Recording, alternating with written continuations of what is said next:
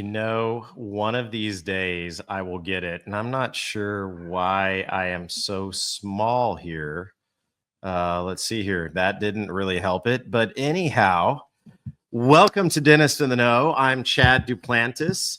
We are your backstage pass to all trends, politics, and everything that's new in dentistry.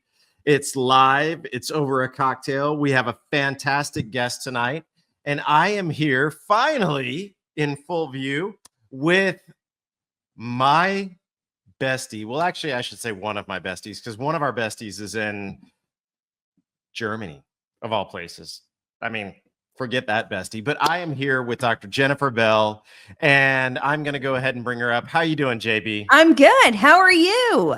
Good. One of these days when Jeff is out of town, I will actually get his script so that I can do it justice, because he's always so vivacious with it. Yeah. And, I just don't do it justice. But you know what? Hey, they're not here to see me. They're here to see you. So. I don't think so. Obviously, they're here to see our guest tonight. I know the real deal, but it's fine. And our intro will just be what our intro is going to be. It is. I mean, when Jeff's away, JB and Chad will play with whatever the hell they want to. That's right. It's our show now. Yeah. How has your week been? Good. That's all I got? Good? Yeah, that's it.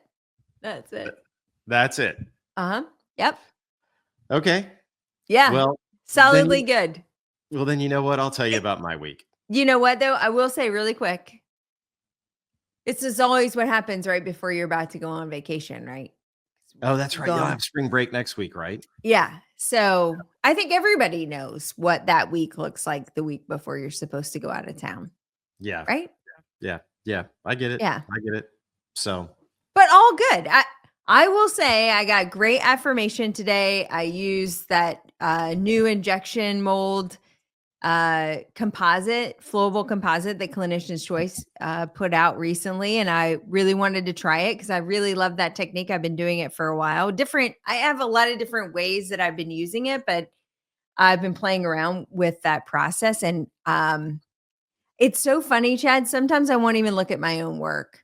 Like I did the case a week ago and I felt very iffy about it. Like I don't know, in the quagmire of it all, I just felt like it didn't go super great. And finally, I just had to walk away. I guess we'll just say like a real artist does, you've kind of got tunnel vision at some point. You've been staring at it for too long. You're becoming hypercritical of yourself. And so I just left the room and I said, the occlusion's fine, polish it up. I'll see him in a week. I had to walk out. And I didn't even go in for the post-op photos today because I walked out of the room feeling not where I wanted to be. And I logged on and just checked the photos in their chart later. And I was like, damn, that actually turned out all right. I don't know why we get in our heads sometimes, like totally either the tunnel vision or my head was in some other space. And I just wasn't feeling confident about a lot of stuff. And but man, it's real. Like it's really real. I want to tell you about my week, but I gotta kind of chime in on your story. First of all, just to our friends at Clinician's Choice, I am doing an injection molding case on Friday with their new technique, their new materials. And I had a great experience with Sprint Ray's design portal on designing the alternating teeth. And so we've got all that set up. I've got my templates all set up. But anyhow, like a couple weeks ago, I had this lady come in and she's a pastor at a very high profile, pastor at a large church here in the area. And so, you want everything to look good. And it's a single implant on tooth number 9. And like I was talking to her a long time ago about, hey, maybe a bridge is going to be a better aesthetic result. Well, anyhow, surgeon placed the implant perfectly. We had great gingival tissue. We get everything back. The crown, the anatomy, the contours, the emergence profile, everything's perfect. And I put it in there and I look at it and I'm like, shit, the color's off, And, this is a lady that's very particular about her teeth. My assistant looks at me and we both know the color's off. The color's just off. So we put it in there and I mean, without hesitation, I always tell the patients, I was like, look, I'm going to leave it in your mouth and I'm going to walk out of the room. I'm going to let you take a look at it. And then you're going to tell me what you think. And I'm going to tell you what I think. And so I leave the room and I come back in and I was like, all right, what do you think? And she goes, no, no, no, no, no, no. You go first. And she hasn't even talked. And I go, well, I'm going to be honest with you. It's going back to the lab. I go, I think it looks horrible. I go, I don't like the color. The value's too low. I said, I just am not crazy about it. And she looks at me. She goes, are you nuts? And I go, what do you mean? And she goes, I absolutely love it. And I'm like, you're kidding me. And she smiles. And my assistant and I look at each other like, are we looking at the same thing we were just Yes. looking at like 3 minutes ago? And I'm like, okay, I'm like, maybe you're right. Maybe I'm being too critical. So I called in 2 more people from the office and I sent her outside of the office in daylight with them. And they're like, I don't know what your problem is, And I'm finding that it's happening a lot, but the more that you walk away from it, sometimes the better that it is. So Yeah. I get what you're saying. We've become our own worst enemy. And the more educated you become and the more you watch other people who you admire, the more you feel like you're not ever living up to that. I had the exact same thing with a veneer the other day and I put it on and I was like, ew. Yeah. Ew. And then I like walked out of the room. I guess it all hydrated up. I don't know. But I came back and he's talking to me and I'm looking at it going, well, I'll be damned. Like Yeah, that actually doesn't look so bad. that bad. Yeah. Yeah, you're walking out with this. Who am I to say? Anyway. So let me tell you about my week. Okay. I don't even know how to describe this week, but this is a notes in the chart week. Okay. And what do I mean by that? It's like, it's one of those weeks where productivity's been okay. Sure. Profitability's been okay. But I have had to write so many extensive notes and it is unreal. Like on Monday, I got a patient from another dentist that's unhappy with the other dentist that, part of it is logical, part of it's not, but Yeah, you've got to go in there and you've got to play mediator. And I had to do what I really don't like doing. I had to call the other dentist and kind of like talk things through. And in the end, it was great. And then the next day, I had another patient from an orthodontist. I had to call the orthodontist and talk that through. I had another patient come over whose dentist had retired. That's just in a world of hurt, not because of anything the other dentist had. And I had to talk that through. It's been a talking and writing week. Yeah. And then on top of that, I had a webinar run through last night for a hands-on that I'm doing for Clinician's Choice. And I'm telling you, that is sometimes more stressful than the actual webinar itself. And I was like, I was at the office Monday from 6:30 until about 6 p.m. And then yesterday from 6 a.m. till 8 p.m. And I'm tired. You're worn out. I'm worn out. So it's been one of those weeks.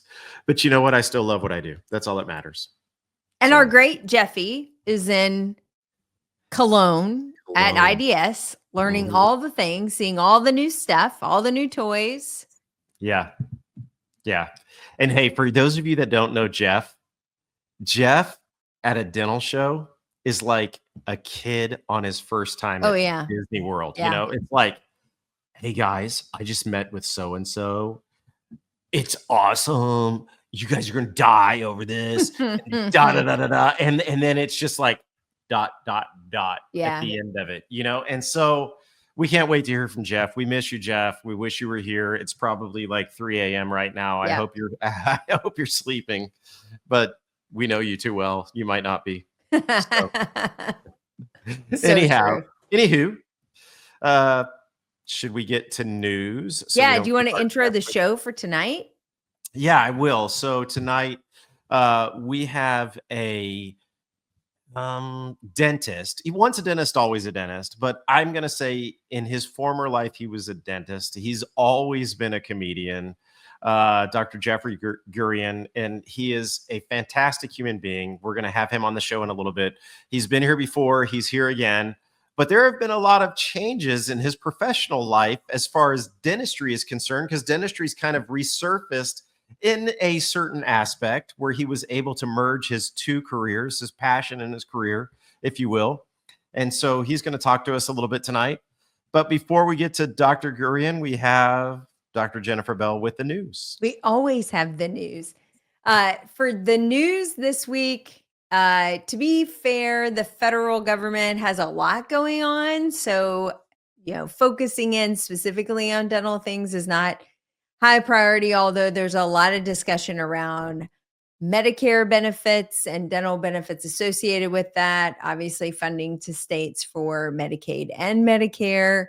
Lots of rumblings and things that are happening, but we're going to focus on 3 states that are doing some interesting things with dentistry that I think we should probably make some note on. We talked about last week, North Carolina starting to look at corporate ownership, and it's in one of the existing bills. A lot of kerfluffle this week on that particular law. We'll see where that goes.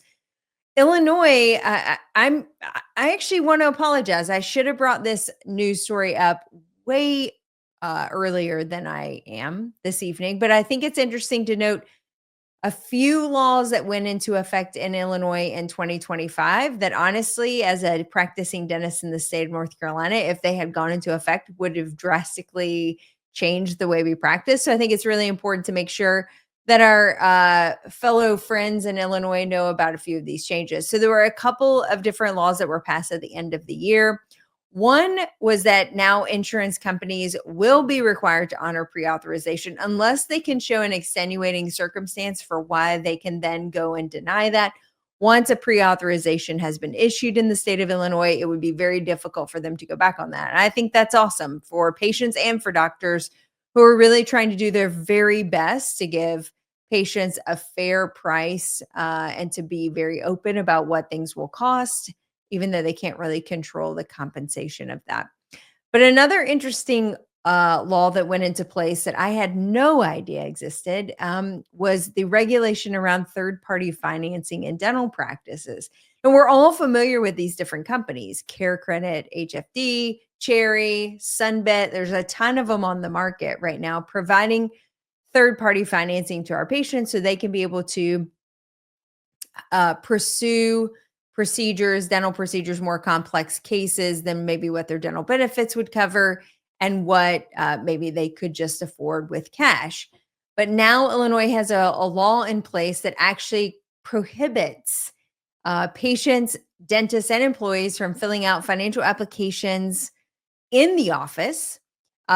Dentists cannot provide electronic devices to complete those financial applications, and they're prohibited from advertising or promoting those third-party services while in a patient treatment facility or in sensitive settings, which seems kind of vague. So it's interesting to see what Illinois will do with that, what dentists will be able to do moving forward. If they do offer third-party financing, are they having to do that in a very different way? Does the patient now have to go in the parking lot in order to fill these things out? Anyway, kind of an interesting change because I know a lot of dentists rely on this particular thing, and a lot of companies that offer third-party financing have actually made it very easy for patients to fill it out in the office to complete that pre-authorization so that they can go ahead and secure the financing to be able to go ahead and book the appointment. So I don't know if other states are going to follow suit, but anytime you see a state taking up a charge like that, it does warrant discussion that other states may take a note. We've talked a lot about the Interstate Compact, the licensing compact that would open up opportunity for dentists to be able to move their licensure from state to state without having to go through an arduous process.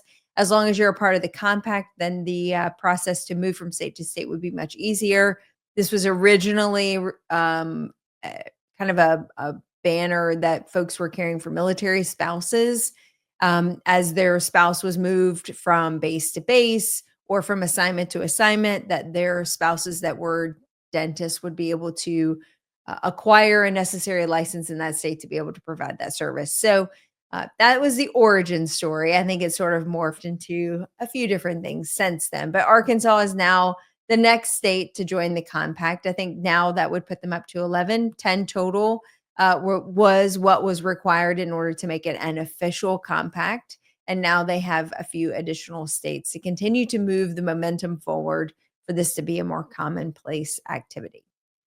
The last thing of note, sweet Wisconsin, which made me quite famous last year when I talked about Marquette. This time they are one of the newest Was states it offering Wisconsin or was it Michigan? I don't know. I don't know. I can't remember now. I have PTSD from that story.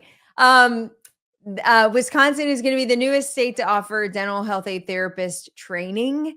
So, as many of us have known about for a long time, this mid level provider, which is somewhere between a dental hygienist and a fully licensed doctor, has come online. And we're seeing that more and more in other states, particularly states that have concern about access to care.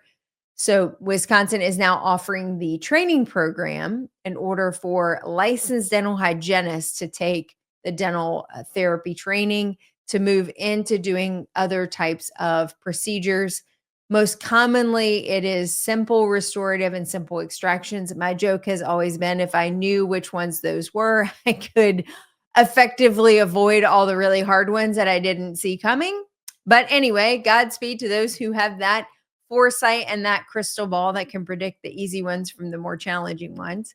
But Wisconsin is now offering training. I think that's actually a big step in that, in the momentum of that program and with the dental and with this mid-level provider, because there are 10 or 11 states, I believe, currently that recognize the mid-level provider as a legal entity within their state, but only about 5 or 6 programs currently exist for training for those particular providers. So as you see more and more of these coming online, then you may see that uptick. And honestly, it's an interesting play because with the compression on dental hygiene and different economics within the dental practice market, will be really interesting to see how this all plays out. And again, would love that magic 8 ball to shake it and ask, how is this going to work out for each of the individual players within the dental space to see if we all come out, winners in the end, or if there are winners and losers. So with that, that's the news.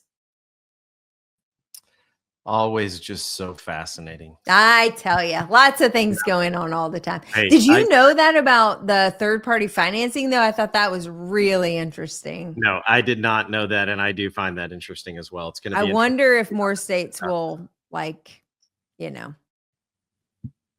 more difficult for us to be able to offer flexible payment options, more creative solutions to be able to pursue the care that they would like. I wonder if that's going to become more of a challenge. With the cost of healthcare rising, I hope that we're still able to provide that. Mm-hmm. So, Agreed. should I introduce our guest? Oh, I love it. Yay. All right. So I'm going to bring our guest up, and I actually have a story that I want him to start with, tonight. So I'm going to beg for that, but we'll see. But anyways, our guest is often referred to as a Renaissance man because he's involved in so many things. He's a dentist, he's a motivational speaker, but he's also a comedy writer, a performer, a director, an author, a producer, a radio personality. And it's not always in that order because his career has been very convoluted, to say the least. He spent 20 years. This is pretty funny. I don't know how I should read this. I don't know if I should read this as he spent 20 years in psychotherapy or on the board of the Association for Spirituality and Psychotherapy. But anyways, it was 20 years on the board for the Association of Spirituality and Psychotherapy, 12 years at N.Y.U as a clinical professor in oral medicine, oro-facial pain, and 25 years in practice with an emphasis on cosmetics. He is... I'm not going to read all of this to you, but I'm going to tell you that over the past few years, Dr. Jeffrey Gurian, who left dentistry and really pursued his comedy interest, kind of was brought back in by the lady on the left side of your screen. He was a keynote speaker at the Minneapolis Convention Center for the Academy of General Dentistry's annual conference last year. And the topic they gave him was how to survive a career in dentistry using positive thinking and humor. And I believe that he is also going to be the keynote speaker next week at the Oregon Dental Conference in Portland on the same topic. And the reason they mention humor is below, because he is probably the only doctor with a long-standing career in comedy. He knows and has worked with every big star in comedy for the last 20 years, from Rodney Dangerfield, Joan Rivers, to my boy Andrew Dice Clay, Jerry Lewis, newer stars like Bill Burr, Tracy Morgan, Nick Kroll, and John Mulaney, and had a documentary premiere about his life in the summer of 2020, which you can see on Vimeo.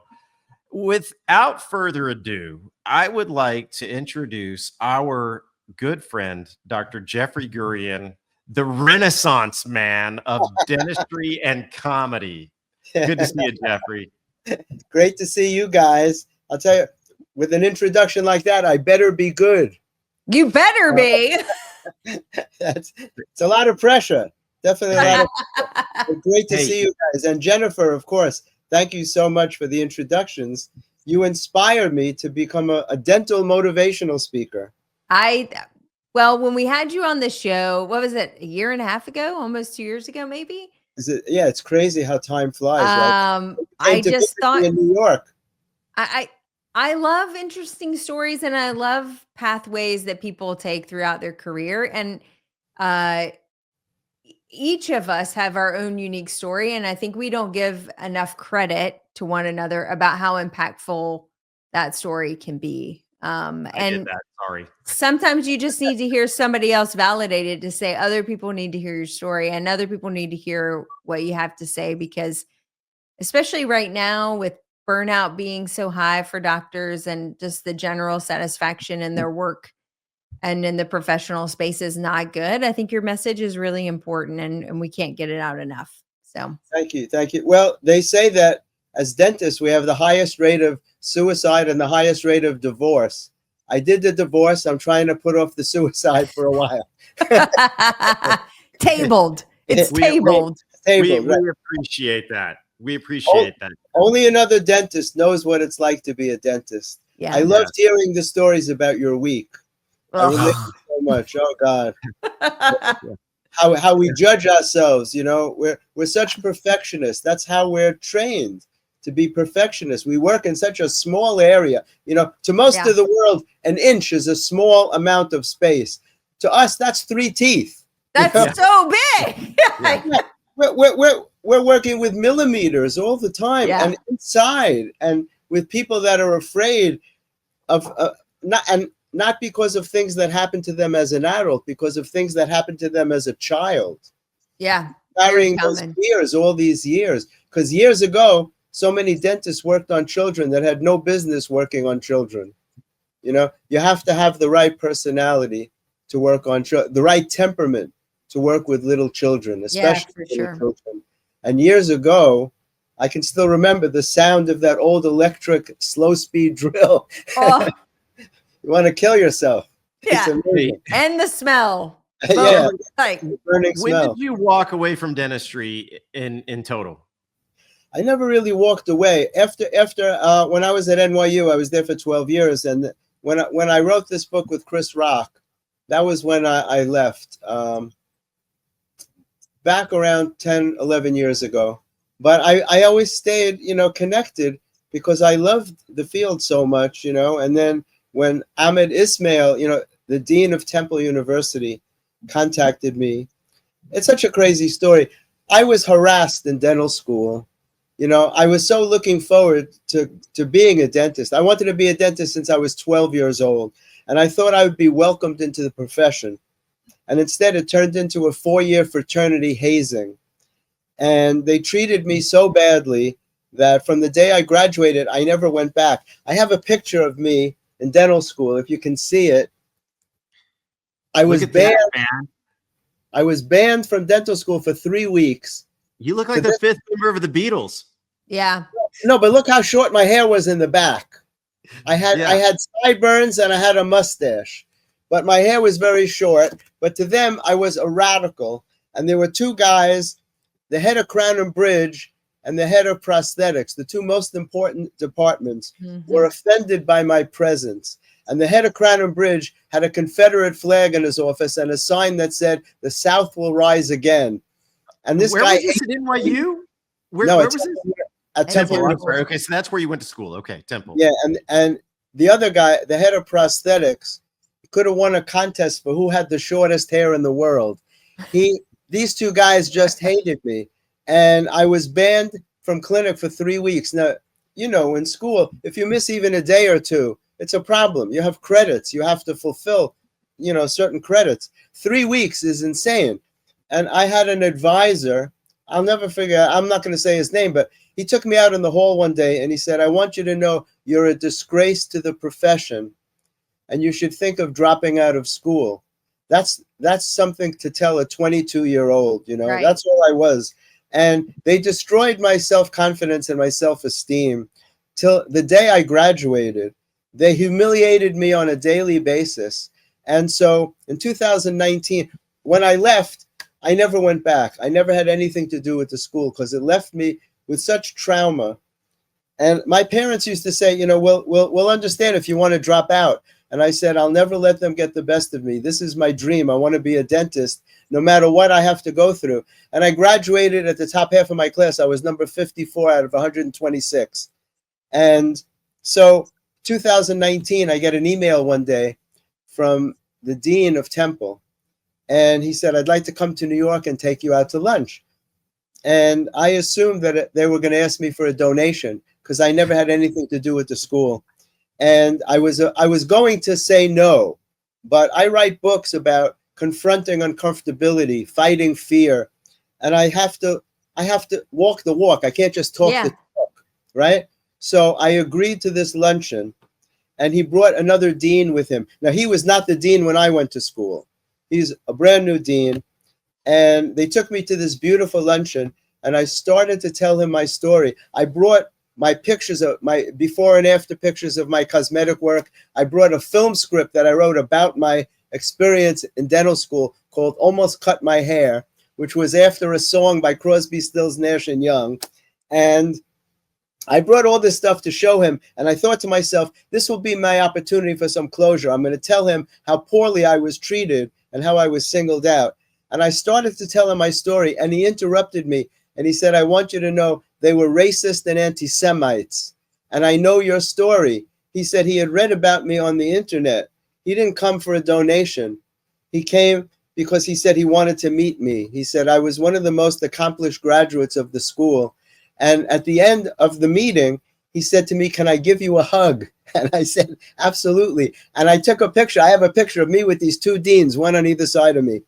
And he became a very good friend of mine. He said we would never allow that in the school these days. He said a lot of people were affected, but he knew that I was treated the worst. And he had me give a series of lectures. Well, he wanted me to tell my story to the dental students of today because he said they think they have it rough. I want them to hear what you had to go through. Yeah. You know? And like when we were being taught how to give local anesthetic, you know, you learn on a patient. So I'm sitting in the clinic. I have the needle in the patient's gingiva. I never forget this.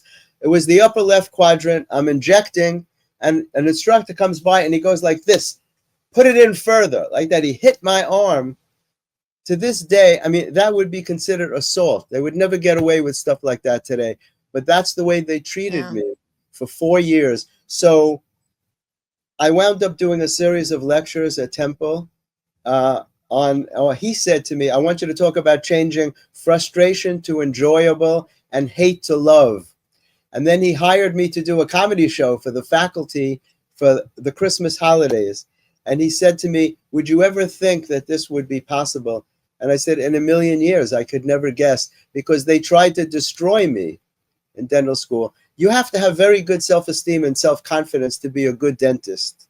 If you're filing down somebody's front teeth, you better have confidence in yourself, you know? Mm-hmm. And when you treat students that way, it's a horrible thing to do to people. It took me many years to get up the confidence to be who I became, you know? And I never want to forget that story. So I talk about that. I found that from my freshman year in college, not in college, in dental school, we had to carve things into chalk. Did you have to do that when you went to school? You had to we didn't chalk. It was all wax. Well, we had to carve shapes into this chalk block. And if you broke it, you would be out of school. And we had to put pins. Look at that. I still have this all these years. Because I never want to forget the sickness that I had to go through to become a dentist. And, you know, I had to put 6 pins in a cut off molar that we had to embed in plaster in one of these little grinding things. I don't know. It was such an amazing experience, but such a nice thing that this dean contacted me and that I went to meet with him. If I had turned him down, I would have never had that experience. And I'll tell you quickly to wrap that up. They treated me so badly that I was clenching and grinding my teeth. I never knew that I was doing that. I thought I had lockjaw. It turned me on to learning about TMJ, and that became my specialty at N.Y.U. I wound up lecturing to the TMJ department about how to take away headaches using just the energy from your hands. Michael Gelb, who was the head of TMJ, he had me do a treatment on him because I'm a very big believer in the transfer of energy between people, and I've been involved in healing all my life. And that's how I wound up on the board of the Association for Spirituality and Psychotherapy, because in 1999, I approached Dr. Henry Grayson, who was the founder of the National Institute of the Psychotherapies. And I told him, I said, look, I don't have your training, but if you're working with people who are emotionally ill, a lot of them are clenching and grinding their teeth, and they're getting headaches and neck pain and physical body pain, and you're not addressing it because that's not your training. And all dentists are really psychologists. You know that, right? Yeah. We don't have the degree, but we're all psychologists. And so they accepted my work, and he brought me on the board, and I spent 20 years lecturing to psychologists on what symptoms to look for when you're treating people that are emotionally ill and depressed. If people wake up in the morning and their neck hurts, the last person in the world they would ever tell would be their dentist, right? Why would you ever tell your dentist that your neck hurts? It wouldn't occur to you. So if that's not part of your medical history, it's going undiagnosed. And that's a very long answer to your question. I'm sorry to take up so much time. No, it was good. You can take up as much time as you want, but there's a couple of things that came out of that I want to point to. The first is that you said that you weren't going to give them money, but I think what you gave back to the school is so much more valuable than money, and so you ended up giving back to your school in ways that you had learned based upon the experiences that you had there. That's really pretty incredible. But I also learned that not only are you the Renaissance man, but you're also the shrink next door. Well, you know what? I really believe that we all are. People would rather switch physicians than dentists. Yeah. Once somebody finds a dentist that they trust, they stay with them forever. My goal was always to put out positive energy to the universe, and especially with local anesthetic. I work very hard to develop techniques for painless anesthetic, for painless injections. Yep. I went to a lecture once, I don't remember where, I guess from the Bronx County Dental Society, where a doctor actually said, never use topical on children. It's good for them to feel a little pain. And I was incensed, and I stood up and I said, when you go to the dentist, do you want to feel a little pain? I used to leave the topical in for 5 minutes. If you don't have a couple of extra minutes to make people comfortable, it never made sense to me.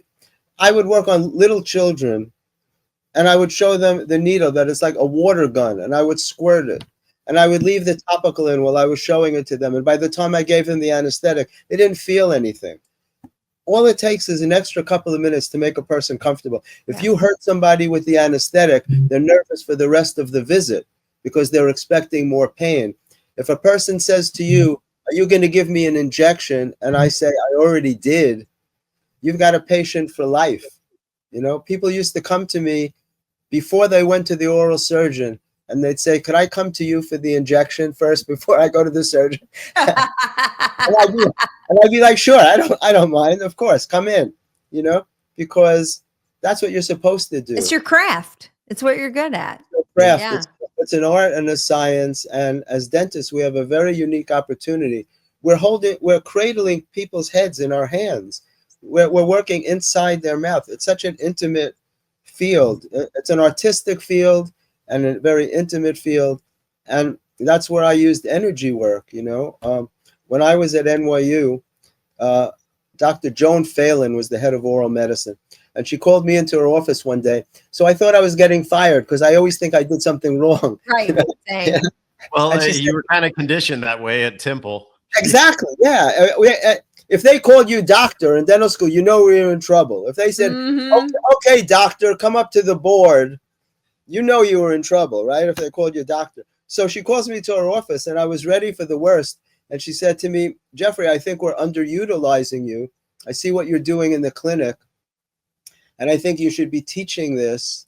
We'll try to raise a budget so you can teach this class about energy work to take away the physical pain from bruxism, intraorally and extraorally. And in my handouts, like at AGD, I included shiatsu points to press to take away headaches. I truly think that dentists should be treating headaches, because in this country alone, it's an old number, but they said that more than 150 million people in this country alone suffer with what they think are migraine headaches that are really musculoskeletal headaches that are coming from TMJ, Yeah. from overusing the muscles of your jaw. And especially the last 4 years, so many dentists report people with cracked teeth and broken fillings and stuff, and people are grinding like crazy. And so many of them don't know they do it. Yeah. I used to keep examples. I would take models of people's teeth that were so worn down, and they would insist they weren't grinding their teeth. A lot of people, they don't realize they're Yeah. doing it. The definition of a habit is that it's involuntary. A lot of people really don't know, and I'd have to prove to them that they were doing it. And I love making soft night guards. That's what I did. I said soft night guards for the lower teeth. So many dentists like hard night guards for the upper teeth, but I've tried them and I've worn them. And I said, when I lectured at Temple, I said, if I'm saying something that doesn't go with your teaching, please tell me, because I don't want to say things to the dental students that go against what you're teaching. And he said, no, I'm happy that you're saying that. Your experience is very valid, because I've been wearing one probably for 30 years. But if I hadn't been treated so badly, I wouldn't have had an interest in TMJ, and that became my focus. And that's what allowed me to write my first happiness book, Healing Your Heart by Changing Your Mind, a spiritual and humorous approach to achieving happiness. Was about letting go of the pains of the past, because the things that they did to me and said to me stayed inside me. Anytime someone hurts your feelings or breaks a promise to you, from the time we're children, we keep that inside of us in our heart chakra.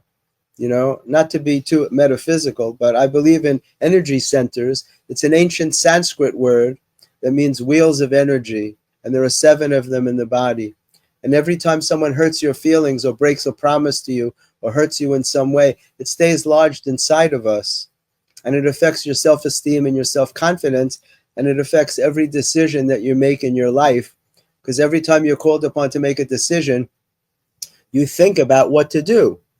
And if your thoughts are faulty, your decisions are not going to work out for you. So in my case, I stuttered very badly from the time I was 6 or 7 through my 20s and beyond, even into my 30s. And as you can see, not only don't I stutter anymore, but you can't even shut me up. I talk a lot. I always have a lot to say. But I learned that I had to change my thinking. I was holding thoughts that were not valid for me.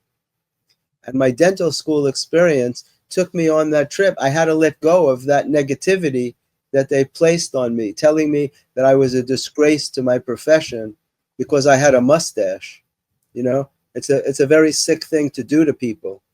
And to have the dean give me that kind of closure was very, very special. So I want to hear what you...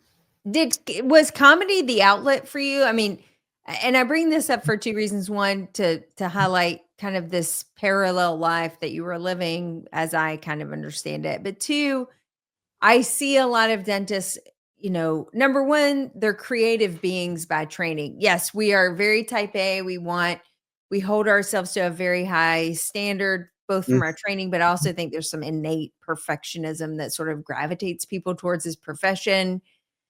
But a lot of them are incredibly creative, either physically artistic, which makes them really great dentists, or just mentally very creative and artistic. And so a lot of times they end up pursuing these kind of parallel lives of passion, where dentistry is their profession. They love it. They love taking care of the people. But there's this other passion or drive that they find that also feeds a part of their soul that needs nurturing. Was comedy that for you? The year I decided I wanted to be a dentist, when I was 12 years old, which is a strange thing when I think back about it, I was already writing comedy. In my junior year of dental school, I got to meet Woody Allen, who was my comedic idol.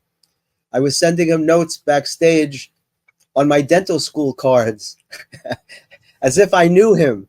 I had no money. You know, I'm living in North Philadelphia in a gang neighborhood. It was so dangerous. Gangs were afraid to go there. They had to bring another gang with them just to feel safe. It was ridiculous. It was gang on gang? It was gang on gang, yeah. And I stole I stole a human head to from the gross anatomy lab. I had no friends. I had to study for a gross anatomy practical. And I put it wasn't even a whole head. It was a mid-sagittal section of a head. And I put it in a shopping bag. My life was so sick. I dissected the head on one end of the table and ate on the other end. Yeah, you know? yeah. It was so bad. So in my junior year, I meet Woody Allen, and I was sending him these notes. On the rare times that I could come to New York, I'd go to the theater. He was in this play called Play It Again, Sam, with Tony Roberts.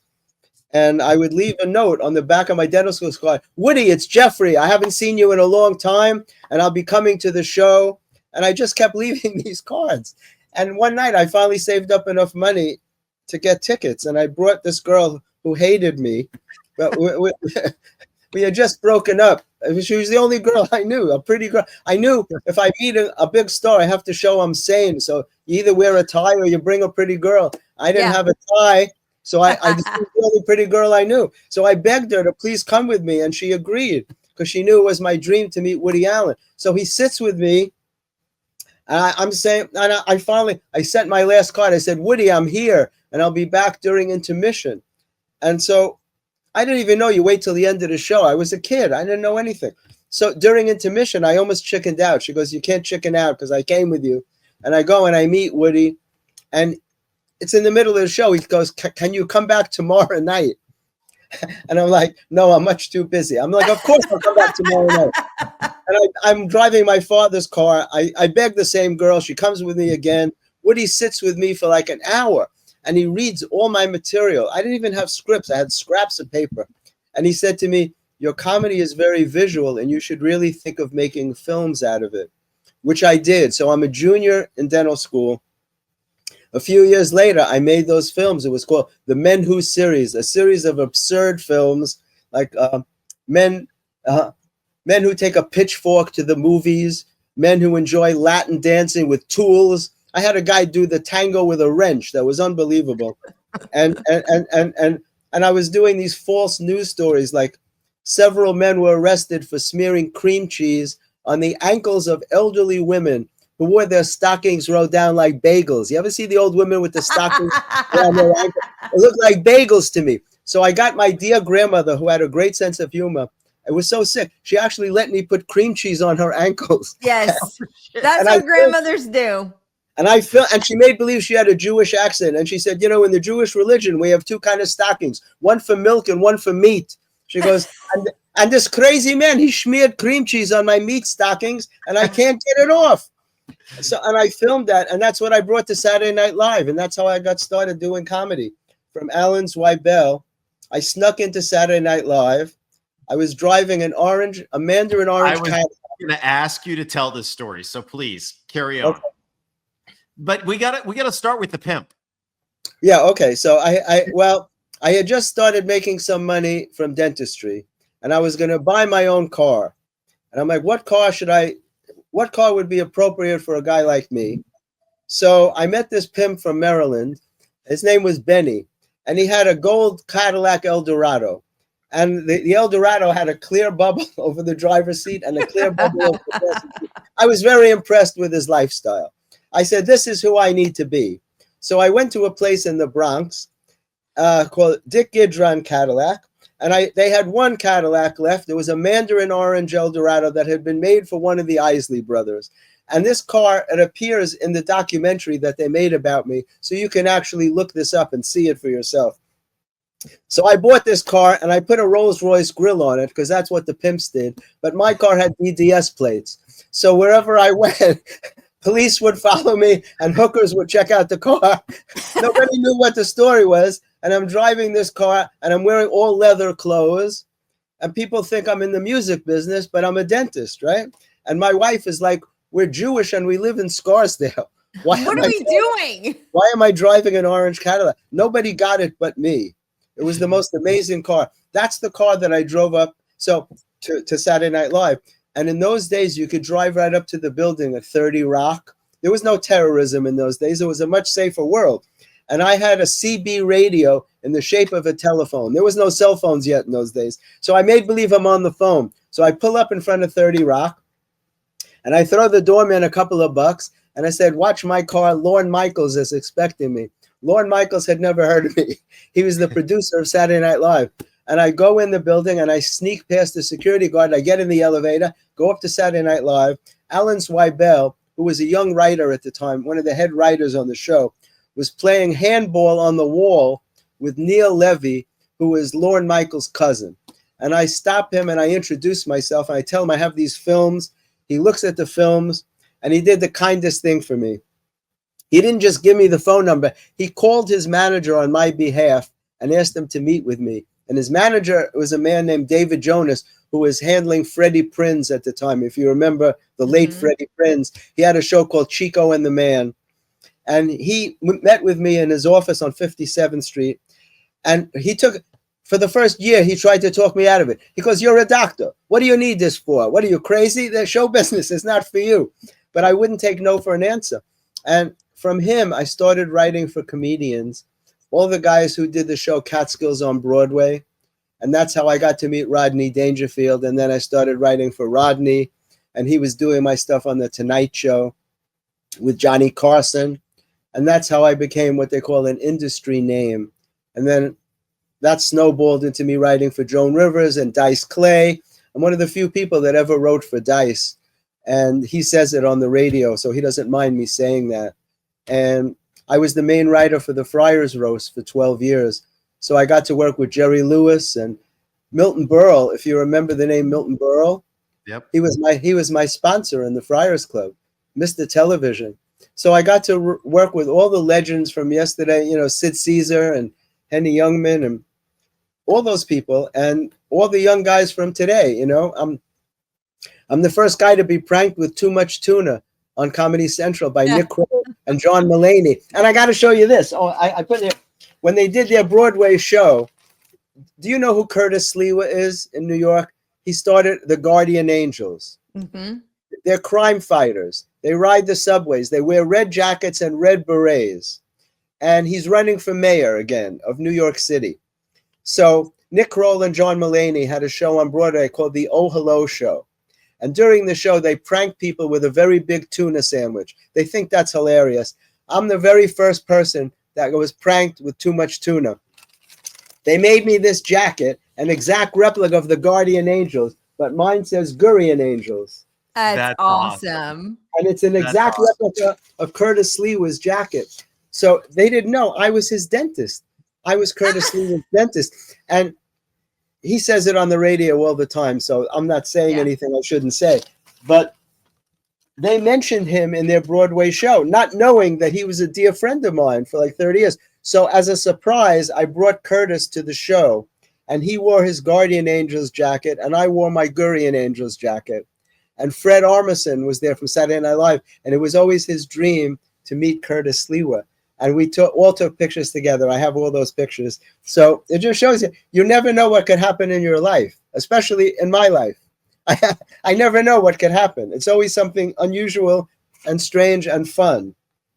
But it's some portion of you taking a few chances along the way, which I love, you know, and sort of putting yourself out there to see where it might get you. And then a lot of luck and coincidence, good, bad, or indifferent, you know, like it's this really magical marriage of life and circumstance and things that sort of writes your story.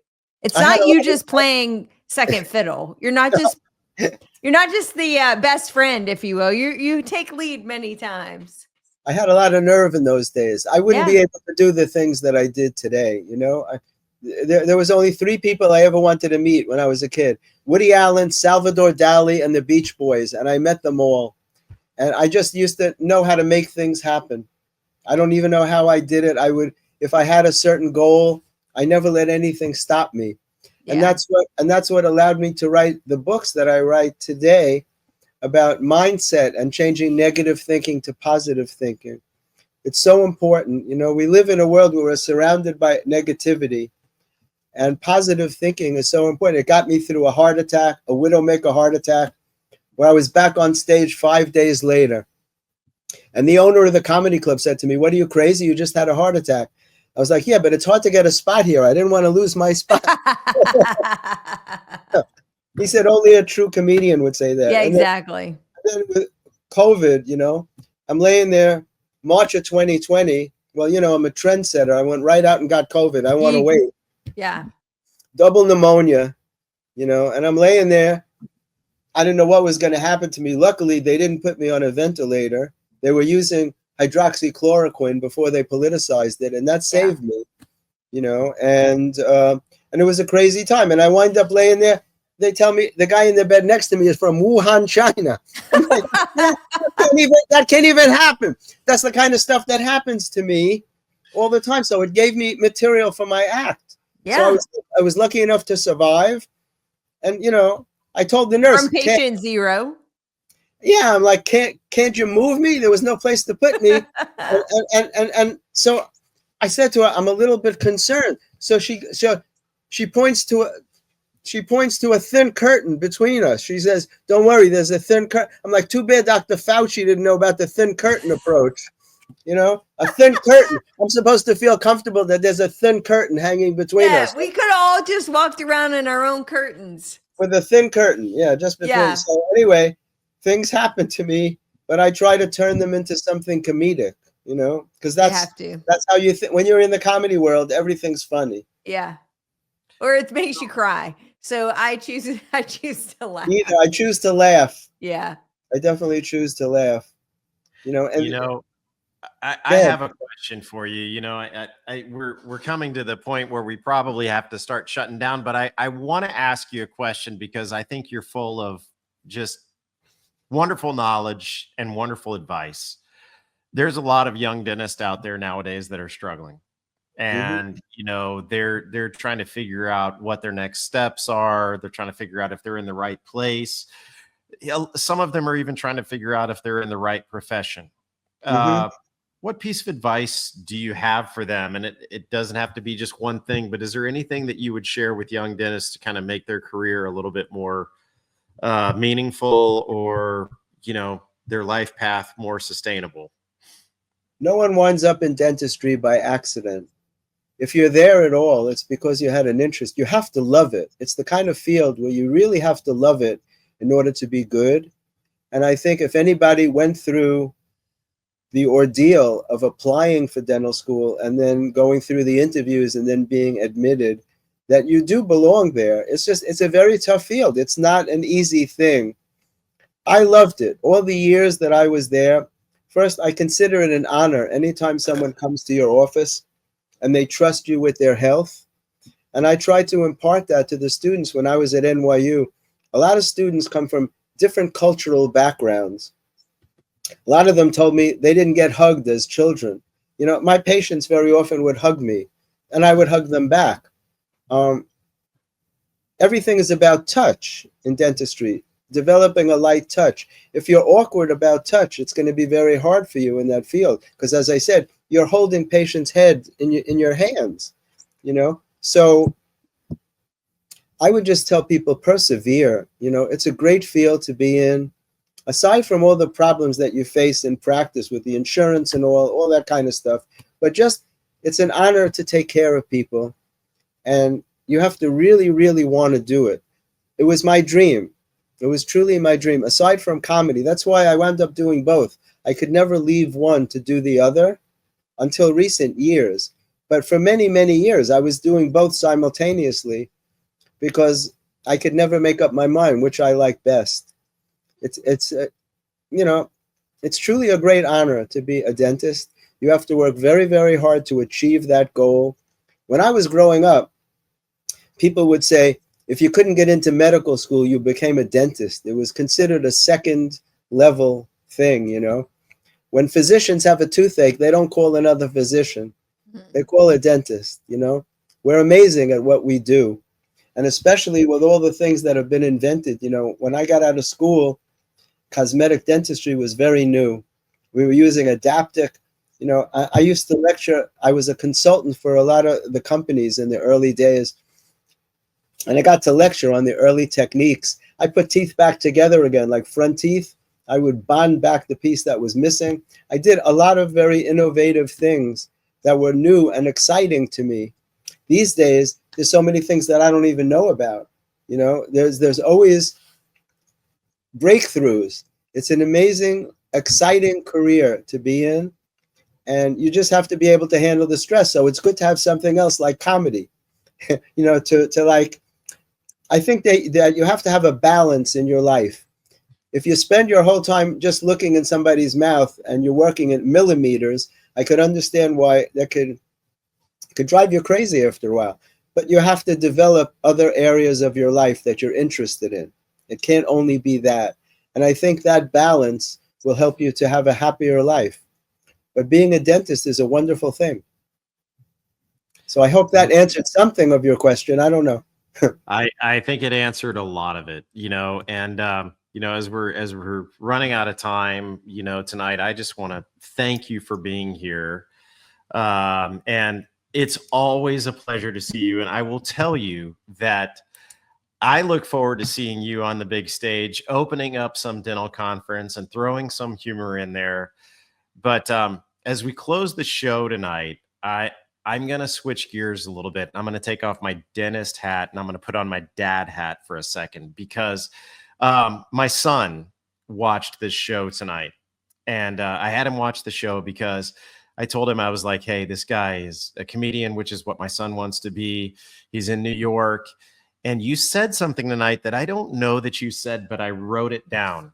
And I just want to make sure that my son and all the kids out there hear this, because whether you're a dentist, whether you're a comedian, whether you're a janitor, whatever you are, I don't care what you are, but you said something tonight that was very profound. And you said, if I had a goal, I never let anything stop me from achieving it. Absolutely. And I will tell you that that's what got me into dental school.